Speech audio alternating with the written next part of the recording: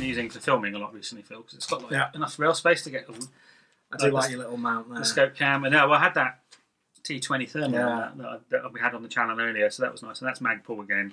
I may have to get one. And then a little Magpul illumination, the tape switch mount. Yeah, look, that's bright. Ooh. And then the VFG, so it's all just nice and tight and slick. Yeah, there's nothing really to grab hold of anything there.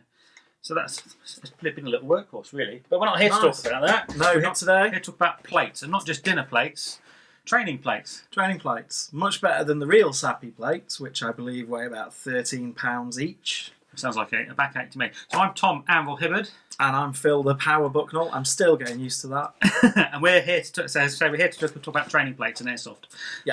So we'll talk about in general terms, and then you've got some products. I have, yeah. You've been sent for review, so we'll talk about those specifically. Let's do that. Okay, great. So this is your Warrior DCS. This is one of my DCS rigs. Really like them. The quality of them is absolutely top notch. Yeah. Really good quality, really good workmanship.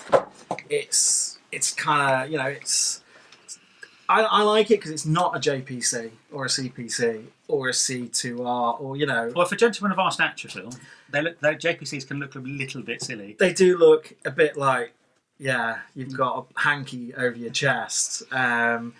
This isn't big, but it does cover more of me. And I'm really pleased to see you've actually got some plates in your plate carrier. So now, this is what came in the DCS. So it's a bit of foam with a bit of fabric around it. It's great that you get something. Which isn't bad. It's a lot of plates carriers will come empty, and some people will leave it that way. I think, to be honest, most people at a skirmish, like a Milsims is a different story. Yeah. Most people at a skirmish won't be carrying plates in their plate carrier, and it just looks really weird. Not just does it look weird, but it makes it a lot harder to actually use the plate carrier how it was designed. So you were saying earlier, like the mag pouches can flop around. Exactly. Your mag pouches can collapse sort of backwards into it, especially if you're crouching down. Yeah, I guess it's folding here. So you're trying to get a mag out or in of that pouch, and you've got no substance, no structure to the vest. Yeah. They're called plate carriers for a reason. They're designed to carry plates. And it's not just airsofters that do that. No. Watch most TV shows, and you'll see, and films, and you see these actors getting paid millions of pounds, and they're obviously too lazy to carry training plates around. Yeah. Or they'll have the vest on back to front. Happens more regularly than you'd believe about it. But if you're going to spend the money on a decent plate carrier, and I know, for like the JPCs that they run to a few £100. You can get clones for a lot less than that. You can. I mean, this is, like I said, the Warrior DCS. Really good piece of kit. I've got another one in multicam. These are real steel, aren't they? So these have been, and they are being used. They are being used around the world as we speak, probably. So in my multicam one, I was recommended by a mate, Simon, who does a bit more of the Milsimmy stuff than I used to do. The Trident Gear company, training plates. Now he has the heavyweight ones, which weigh about 2 kilos each. That's about right, isn't it? So about £5, just under £5 for a plate. level 4 standalone rifle plates, about somewhere between 2 and 3.5, depending on how much you pay for them. Yeah. So he runs those, but I've had back surgery, so they do a lightweight version, which is in my multicam, and they weigh 1 kilo each. And you'd think that adding weight to a rig when you've got a bad back is the last thing you want to do. Okay. But I have to say, it made it more comfortable. Okay, did it kind of sit? The vest sat properly. It wasn't, with all the mags in going like this, and the front sliding down, and the back going up. It stayed. Well, they're objects designed to conform to the human body in a certain way. Yeah. And the way they're designed, they're supposed to have weight in them.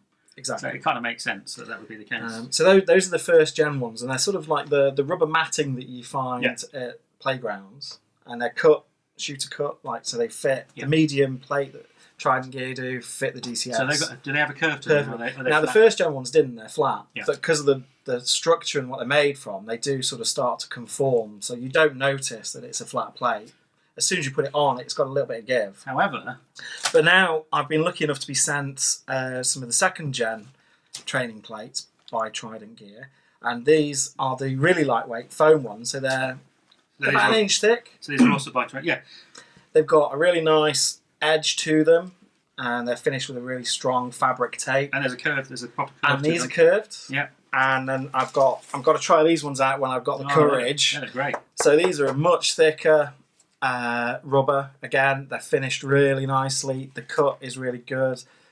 I mean, I know there's not much to them, but the attention to detail brilliant.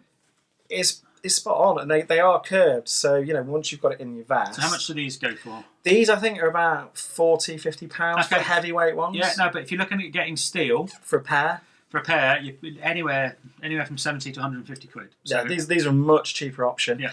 I'm going to try these when I've had my Weetabix, because these are about twice as heavy as the lightweight ones. Great. If you really do just want to give you the structure to your vest, I can heartily, and I've played a couple of games now with the lightweight foam ones, which are about half a kilo each. I've got some coming from another company, and we'll review those when they come in, which is steel.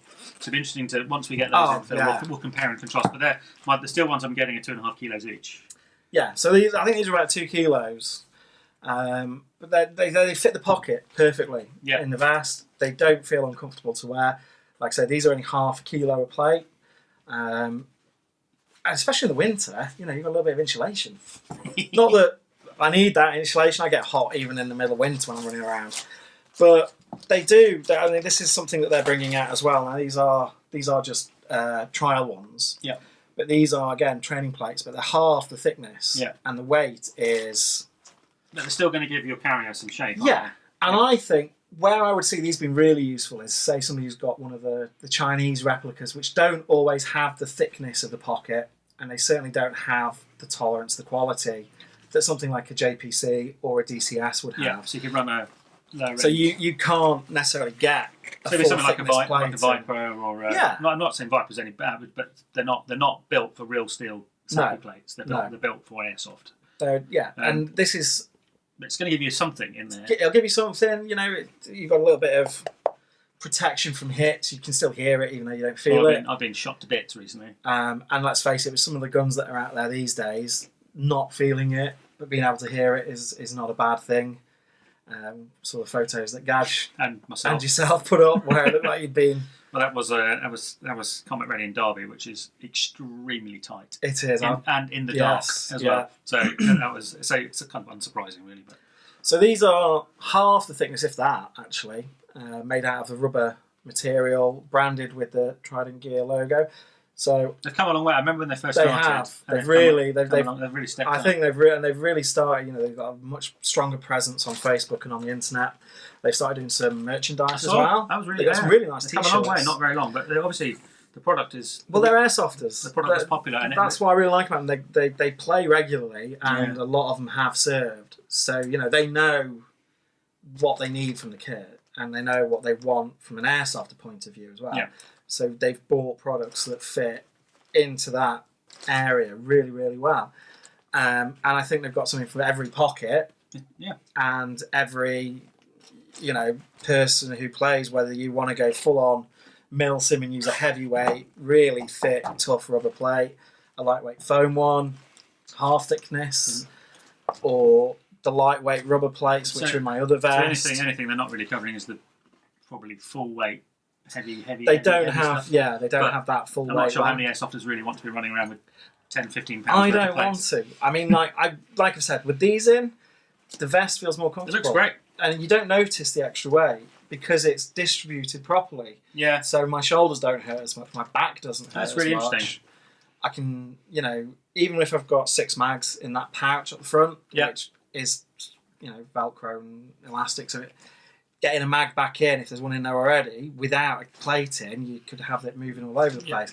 But you can just ram it straight in or pull it out. It just looks and it works. Plate carriers with no plates. Yeah.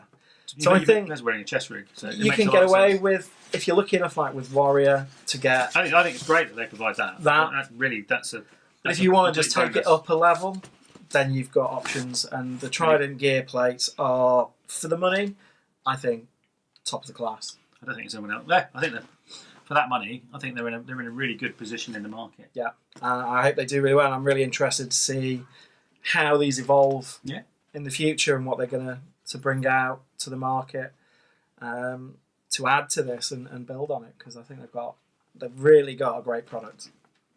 Do you use plates in your plate carrier, or do you not bother? Would you use heavy plates or light plates or foam plates? Let us know in the comments down below. Yeah.